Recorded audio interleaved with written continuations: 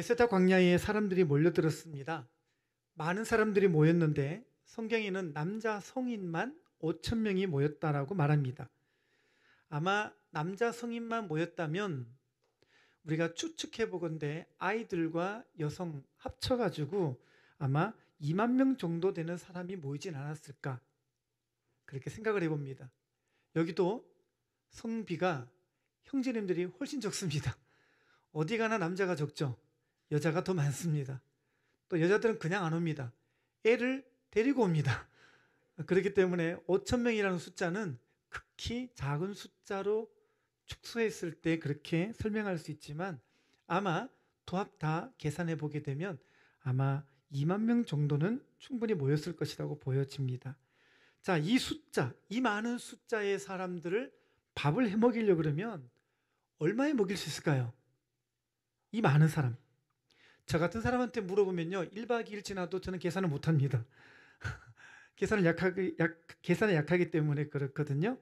근데 빌립은요, 딱 보더니 그 숫자 보고 계산이 척척 나옵니다. 자, 7절 보실까요? 다 같이요. 시작. 빌립이 대답하되 각 사람으로 조금씩 받게 할지라도 200데나리온의 떡이 부족하리이다 그랬습니다. 여기서 우리는 이 빌립이 정말 정확한 사람이구나, 계산이 빠른 사람이구나, 논리에 참 밝은 사람이구나 라는 것을 알 수가 있습니다. 여러분, 여기 나오는 200데나리온은요, 그 한 노동자의 1년치 임금에 해당한다고 합니다. 그러니까 일단은 그냥 3천만 원 정도다라고 우리가 한번 그렇게 칩시다. 자, 그러면 이 많은 사람들을 먹이려면 약 3천만 원 정도가 필요하겠다. 근데 여기 본문에 보니까 200데나리온의 떡이라 하더라도 그걸로도 부족하다 이렇게 말합니다. 그러니까 이게 무슨 말이냐면, 빌립께서는 200데나리온이 있다고 해도, 3천만 원이 있다고 해도 그거는 충분하지가 않다라고 말합니다. 얼마나 계산을 잘하는지 이렇게 계산을 해놓고도 그 부족분에 대해서도 또 뒤에서 고민하고 있는 사람, 그 사람이 바로 빌립이에요. 여러분, 우리는 여기서 중요한 것 하나를 배울 수가 있습니다. 빌립은요, 계산을 잘하는 사람이었지만 여러분, 진짜 계산 못한 거 있어요. 그게 뭐냐면 바로 그의 계산에 예수님이 빠졌어요. 여러분, 우리 인생도 마찬가지입니다. 여러분의 인생을 계획을 하잖아요.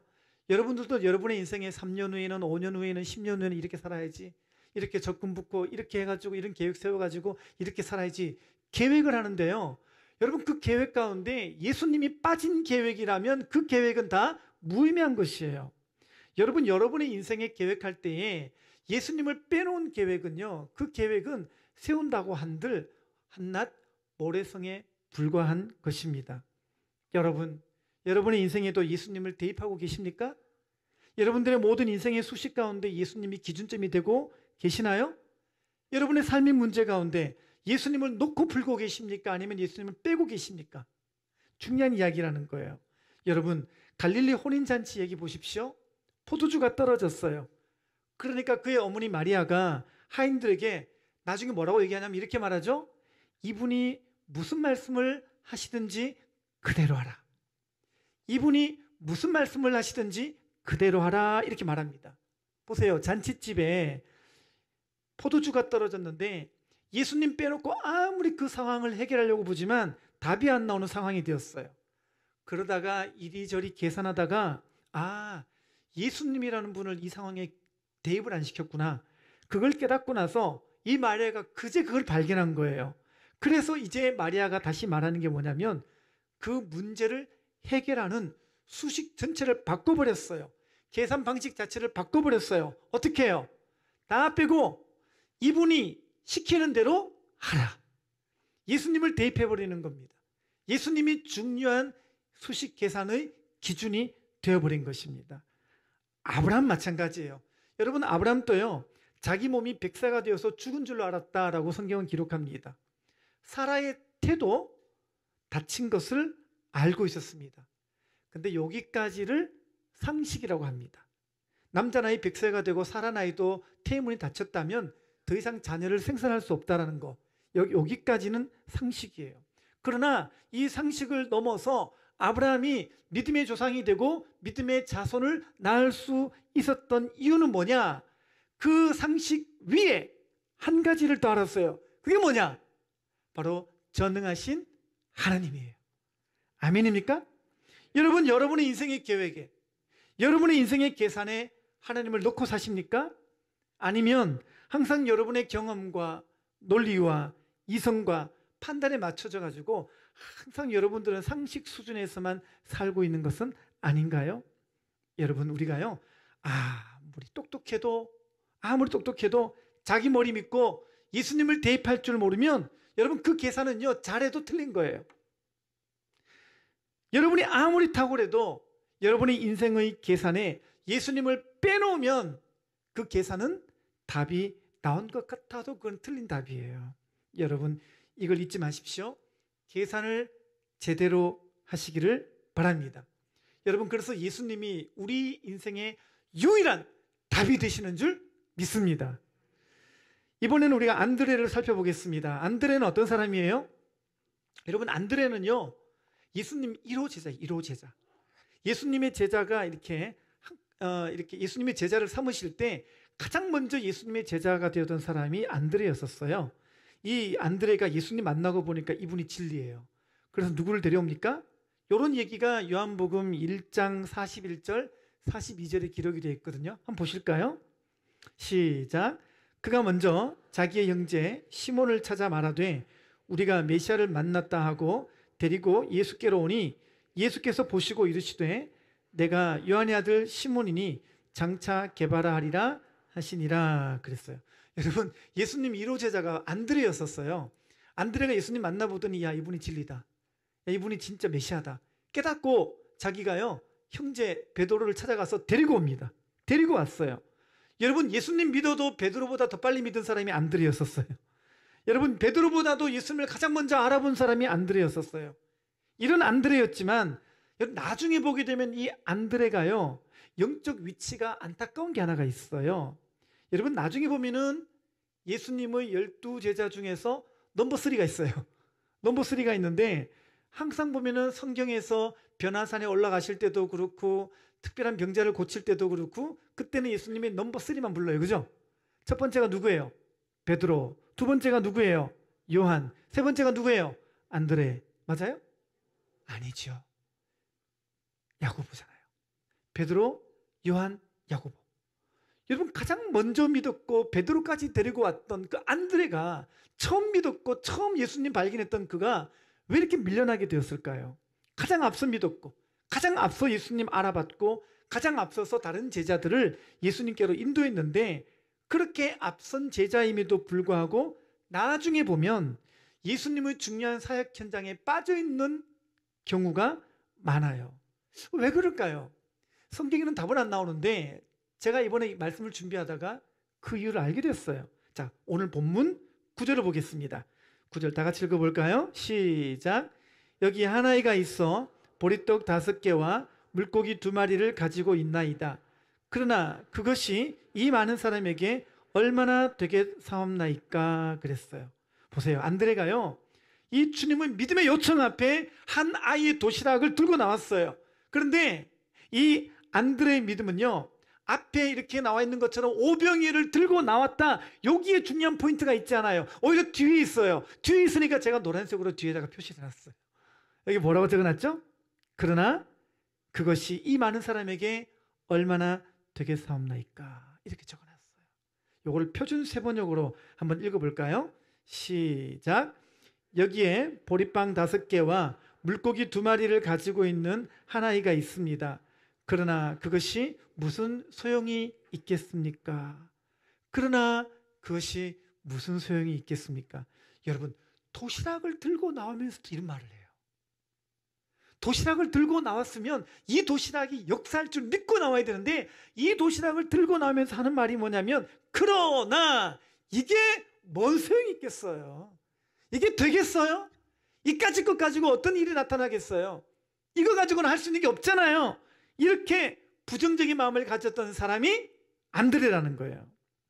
여러분, 우리가 신앙생활 할 때 이런 사람이 의외로 많아요.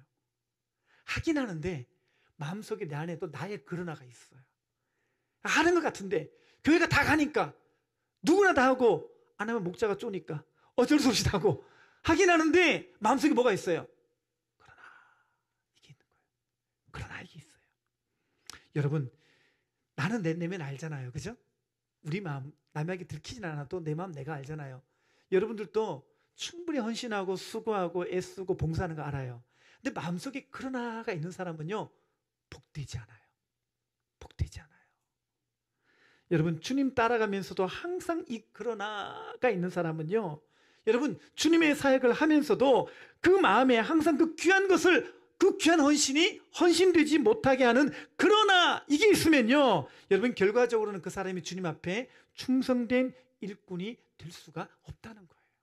이게 바로 안드레를 통해서 우리에게 보여주시는 영적인 교훈인 것입니다. 여러분, 주님이 11월 13일에 큰 기적과 역사를 우리 가운데 일으켜 주시려고 여러분 반드시 우리에게 예비되어진 은혜가 있는 줄 믿습니다. 근데 그 전에 주님께서 우리에게 물어보시는 거예요. 우리 주님이 그 전에 먼저 여러분들을 시험하여 보신 거예요. 여러분, 시험 왜 한다 그랬죠? 오전에 중요한 부분이었죠? 여러분, 시험은 낙제가 아니라 가르치고자 하심이라 그랬죠. 그죠? 아까 솔로몬 학습관 아이들이 야고보서 1장을 암송하는데, 그죠? 주님은 시험 안 한다 그랬죠. 그죠? 근데 또 시험한다 그랬네요. 뭐가 다른 거라 그랬죠? 야고보서 1장에 나오는 시험은 템테이션이에요. 유혹해서 잡아뜨리는 거예요. 그 시험인데 주님이 하시는 시험은 그게 아니에요. 주님은 친히 달아보시고 시험하시는데 그거는 테스트예요. 그래서 이걸 통해서 우리의 믿음이 더 자라도록, 우리가 진짜 몰랐던 거, 내가 아직까지 믿음의 수준이 이 정도밖에 안 되었구나, 이거를 시험하여 아는 거예요. 학생들이 시험 쳐봐야 틀린 걸 보고 내가 이걸 몰랐구나, 이걸 내가 아는 게 아니었구나, 그래서 제대로 공부하는 것처럼 제자들을 그래서 여러모로 주님이 시험하시고 그들을 다뤄가시는 걸 볼 수가 있습니다.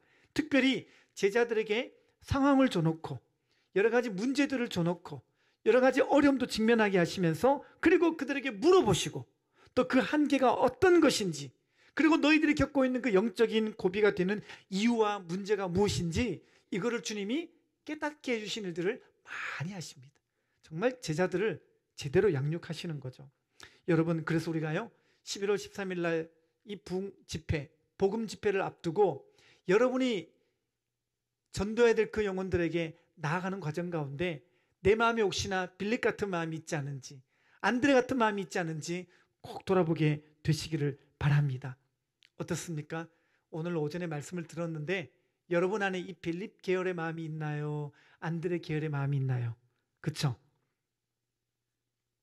이 빌립 계열의 마음이 내 안에 들어오잖아요. 정말 정확한 상황 판단과 예리한 논리와, 그래서 그걸로 그 사람을 구원하기 어려운, 아예 단정 짓고요, 난 저 사람은 안 될 것 같다, 내가 저 사람 생각해 봤는데 저 사람은 정말 안 되겠다, 내가 아예 단정 짓고 선을 그어버립니다. 못 전해, 저 사람은 안 돼, 저 사람은 복음이 씨알도 안 먹혀, 이렇게 말하는 거죠. 안드레 계열의 마음이 들으면 어떻습니까? 그렇죠? 교회에서 하자고 하니까 이름은 적어내는데 마음에는 뭐라고 얘기해요? 내게 뭔 소용이 있겠나, 이름은 적어냈는데 되겠나, 이런다고 저 영혼이 구원 받겠나. 여러분, 이런 부정적인 마음이 가득해지면 그게 바로 안드레 계열의 마음인 거예요. 여러분, 하지만 하나님의 역사는 그것을 내게로 가져오라, 이 음성에 여러분들이 순종하고 여러분들이 이 음성에 직면하면서 비록 작지만, 비록 부족하지만 내가 내어드린 이 작은 믿음을 통해서 우리 주님 역사하실 수 있다라고 믿고 내어드릴 때 주님의 기적은 반드시 나타날 줄 믿습니다. 여러분, 그래서 예수님이 마태복음 본문에서 하셨던 중요한 질문이 있다고 말씀드렸어요. 18절 19절 같이 보겠습니다. 시작. 이르시되 그것을 내게 가져오라 하시고 무리를 명하여 잔디 위에 앉히시고 떡 5개와 물고기 2마리를 가지사 하늘을 우러러 축사하시고 떡을 떼어 제자들에게 주시매 제자들이 무리에게 주니 그랬습니다. 주님이 요구하시는 건 딱 한 개예요. 그게 얼마나 큰 거냐, 그게 얼마나 대단한 거냐, 그게 얼마나 사람들이 안아주는 건지 그거를 물어보시는 게 아니라, 그거는 보지 아니하시고 그저 우리가 가지고 있는 것 그거를 내게로 가져오라, 주님은 말씀하십니다. 우리 주님은 가져오라고 말씀하실 때는요, 보잘게 있나 없나 그거 안 보셔요. 작고 부족한가 그거 안 보셔요. 그저 믿음으로 주님 앞에 내가 드릴 수 있는 영역을 내어드리기만 하면 하나님은 그것을 기적의 마중물로 역사하셔서 우리가 생각하지 못했던, 우리가 바랄 수 없었던 것들까지도 주님은 충분히 채우시고 그 역사들을 이루어 내실 줄 믿습니다. 여러분, 빌립보서 4장 3절에 보면요, 사람들의 이름이 생명책에 기록이 되어 있대요. 시작. 그 이름들이 생명책에 있느니라. 여러분, 생명책에 사람들의 이름이 기록됐단 말이에요. 눈으로 보셨죠? 하나 더 보실까요? 요한계시록 3장 5절에도요, 기록된 이름들을 생명책에서 지우지 않겠다. 같이 읽어보겠습니다. 시작. 내가 그 이름을 생명책에서 결코 지우지 아니하고 그랬습니다. 눈으로 확인하십시오. 여러분, 생명책에 사람들의 이름이 있어요, 없어요? 있대요. 성경에 보니까 생명책이라는 게 있고요, 그 생명책에는 이름이 기록이 되어 있다고 말합니다. 저는 여러분들이 지금 전도하기 위해서 적어 올린 그 이름들 반드시 주님의 생명책에 기록된 이름이 될 줄 믿습니다. 오늘 제가 아까 살펴보니까 밴드에 올라온 전도 대상자의 명단이 369명이더라고요. 369. 게임하는 것 같은데? 네. 지금 주님께서 멋진 게임을 우리에게 펼쳐놓고 계십니다. 이 369명의 이 명단, 여러분들이 물론 적어냈겠지만 이 명단을 바라보면서 두 가지 마음일 거예요. 빌립 같은 마음, 안드레 계열 같은 마음. 그러나 그 모든 마음을 다 밀어내시고 정말 주님께서 역사하실 수 있는 이름으로 보시기를 바랍니다. 그 이름들을 바라보는 관점이 달라지게 되시기를 바랍니다. 369명의 이 소중한 이름들은요, 정말 주님의 그 생명책에 기록되어진 이름으로 믿고 우리가 그 영혼들을 위해서 기도하고 20%더 기도하고 함께 금식하고 그들을 섬기고 어떤 모습으로든지 어떤 영역으로든지 그 영혼들을 위해서 우리가 해야 될 영역이 있는 줄 믿습니다. 여러분, 그래서 그렇게 되기 위해서 이 영혼들을 건져내는 일을 위해서 여러분, 주님이 내게로 가져오라 하시는 영역이 있어요. 그게 무엇이든지 주님께 순종하여 내어 드릴 수 있게 되시기를 바랍니다. 어떤 분은 보니까 한 끼 금식을 열심히 하고 계십니다. 그것도 주님께 내어 드릴 작은 영역이에요. 어떤 분은 기도를 20% 더하여 드리는 분도 계시더라고요. 20% 더하는 거 딴 거 없어요. 여러분이 보통 기도실에 내려가면 기도하는 시간이 있잖아요. 거기서 10분이나 20분만 더 하시면 돼요. 어려운 거 아니죠, 그죠? 2번 나오라, 3번 나오라, 그게 아니고 하던 데에서 10분만 더 하시면 돼요. 하던 데에서 20분만 더 하시면 돼요. 그럼 여러분이 더 늘어나는 그 작은 분량이 하나님의 기적의 역사를 일으키는 수단이 될 줄 믿습니다. 여러분, 어떤 분은 11월 13일까지 작정한 그분에게 계속 밥을 사 먹이는 일을 하시는 분도 있습니다. 진짜 오병이어의 도시락을 내어주는 일 같습니다. 네, 괜찮습니다. 그런 일들을 통해서 그 작은 내게로 가져오라고 내 마음에 감동 주시는 그 일을 통해서 반드시 주님은 기적을 이루어 주시리라 믿습니다. 여러분, 그 어떤 일이든지 간에요, 그 영혼은 안 된다 이렇게 빌립처럼 단정 짓지 마세요. 그 영혼에 이런 일이, 그러나 이게 뭔 소용이 있겠나, 이렇게 안드레처럼 여러분 생각하지 않게 되시기를 바랍니다. 저는 분명히 믿습니다. 생명책에 기록된 이 영혼들이 11월 13일에 주님 만나 인생의 향방이 결정되어지고 영혼을 결정짓는 이 일이 여러분들을 통해서, 여러분에게서 하나님의 말씀이 성취되는 역사가 나타날 줄 믿습니다. 그 이름이 생명책에 있느니라. 갑자기 이 말씀이 얼마나 감격으로 다가오는지 몰라요. 그 이름이 생명책에 있느니라. 우리가 명단 놓고 기도할 때요, 그 이름들이 그냥 우리가 LED로 바라보는 한 사람의 무명의 이름이 아니라 주님은 그 귀한 생명책에 기록된 이름이 될 수 있도록 오늘부터 깨어서 함께 기도하게 되시기를 바랍니다. 그리고 그 일을 딴 데서 데리고 와서 딴 사람 통해서 일하는 게 아니라 여러분을 통해서 하시는 거예요. 여러분들을 통해서, 여러분의 작은 몸짓을 통해서, 여러분을 통해서 이루실 일들이라는 것을 잊지 마시고 오늘 내가 이 말씀의 성취를 내 삶에서 보기를 소망하는 마음이 여러분에게 있게 되시기를 바랍니다. 그래서 이제 그 말씀이 나를 통해서 저 영혼이 생명책에 이름 기록되는 그 은혜의 현장에 내가 있는 것이 정말 큰 은혜가 되어지는, 그 기적이 나타나는 복된 은혜가 여러분들에게 이제 시작되어지는 놀라운 역사가 이제 우리 모두의 풍경이 되시기를 주님의 이름으로 축원합니다. 기도하겠습니다.